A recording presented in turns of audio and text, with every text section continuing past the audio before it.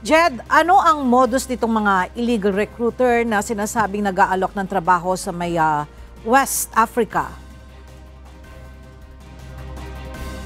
Ella, ayon sa ulat nga mula sa Philippine Embassy sa Abuja, Nigeria, yung mga kababayan nating na biktima ay na-recruit para bumiyahe sa Nigeria mula sa Dubai, United Arab Emirates gamit lamang yung kanilang mga tourist visa at pinangakuan sila na pagdating nila sa Nigeria ay doon palang ipoproseso yung kanilang working permit sa nasabing bansa.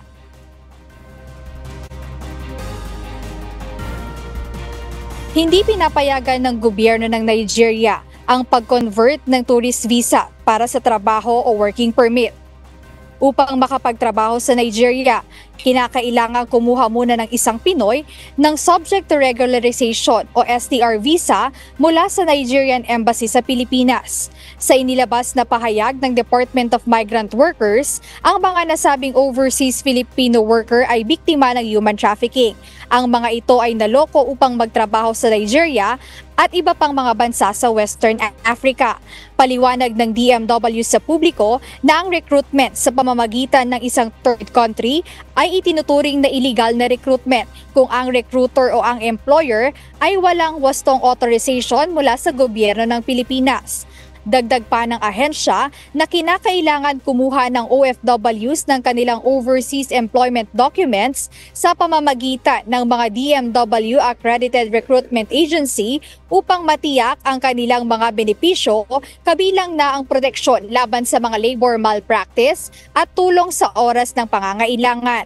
Pinayuhan din ng DMW ang publiko na mag-verify ng mga job offers at maging mapanuri upang maiwasan ang pagiging biktima ng mga illegal recruiter. Ella, para nga sa mga kababayan nating nagnanais magtrabaho sa ibang bansa, ayon sa DMW ay huwag basta-basta maniwala doon sa mga nakikita nilang mga recruitment, lalong-lalo na sa social media. Mas maigi na mag-check sila sa mga official website gaya ng sa Department of Migrant Workers para masiguro na hindi sila maloko pagdating sa pagtatrabaho sa ibang bansa. Balik sa'yo, Ella. Maraming salamat, Jed Naresina.